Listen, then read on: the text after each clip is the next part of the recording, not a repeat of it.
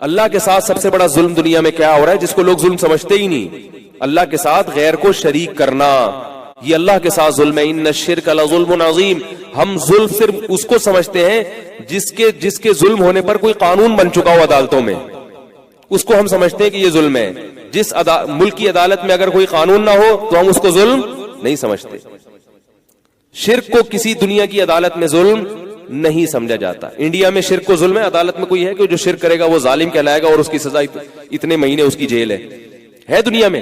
کہیں بھی قانون نہیں ہے. حتیٰ کہ عرب میں بھی قانون نہیں ہے، کیونکہ اس کا قانون سے تعلق نہیں ہے. اللہ نے اجازت دے دی فمن شاء فلیؤمن ومن شاء فلیکفر. جس کا دل چاہے شرک کرے، کفر کرے، جس کا دل چاہے توحید پر چلے. انا اعتدنا جہنم للکافرین نزلا.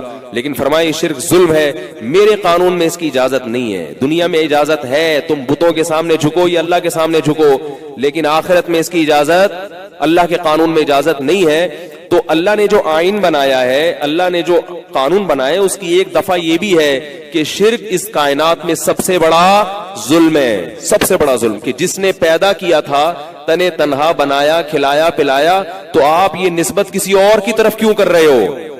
اس میں شرکت کیوں کر رہے ہو؟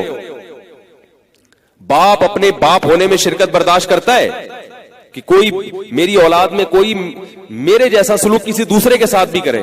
اس کی مثال ایسے ہے، دیکھو باپ نے اپنے بیٹے سے کہا یہ کام کرو، بیٹا نہیں کر رہا، دوسرے نے آ کے کہا کرو، کرنا شروع کر دے. باپ کو غصہ آئے گا کہ میرے کہنے سے تو کر نہیں رہا تھا، اس کے کہنے سے کیوں کیا؟ غضب آئے گا کہ نہیں آئے گا؟ کتنا زیادہ غضب آئے گا. تو اسی طرح اللہ کو بھی بہت زیادہ غضب آتا ہے. اور یہ آج کل ہو رہا ہے نوجوانوں میں. باپ اگر کسی بات کا حکم دے رہے ہیں نہیں مان رہے، کوئی دوست کہہ دے گا تو کر لیں گے. تو میں یہ عرض کر رہا تھا کہ اس دنیا میں بڑے بڑے ظلم ہیں. سب سے بڑا ظلم کیا ہے؟ اللہ کے ساتھ غیر کو شریک کرنا.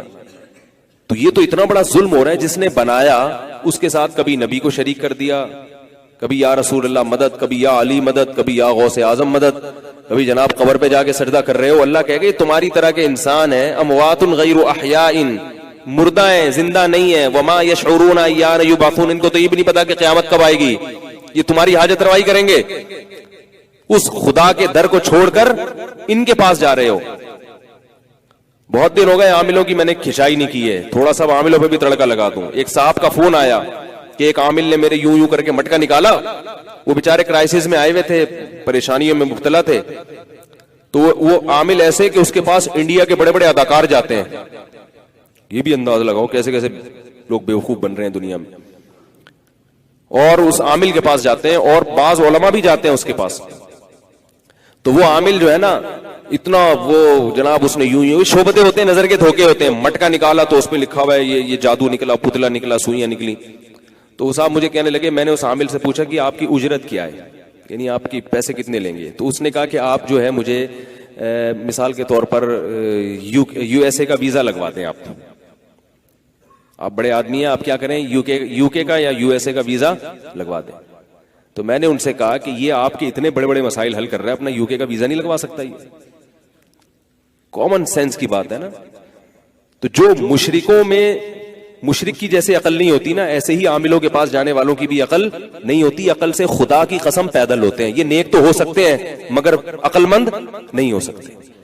عقل مند نہیں ہوتے، یہ پیدل ہوتے ہیں بالکل عقل سے. تمہاری ساری مشکلات کا حل اللہ کے گھر میں. اور یہ جو کہ جادو ہو گیا نبی پر بھی ہو گیا تو ہم پر بھی ہو سکتا ہے. نبی پر جادو کیوں ہوا وہ میں بتاتا ہوں کہ وہ اس لیے اللہ نے ہونے دے دیا نبی صلی اللہ علیہ وسلم پہ جادو، تاکہ لوگ آپ کو جادوگر نہ سمجھیں. باقی ابو بکر پہ کیوں نہیں ہو گیا، حضرت عمر پہ کیوں نہیں ہو گیا جادو؟ اسے اندھی لگ رہی ہے جو بیٹھے جس پہ آپ کے کاروبار روک دے، آپ کی شادی روک دے، آپ کے بچے روک دے. یہ ایسا نہیں ہوتا، ایسا نظام نہیں اللہ نے بنایا کہ نظام عالمی برباد ہو جائے.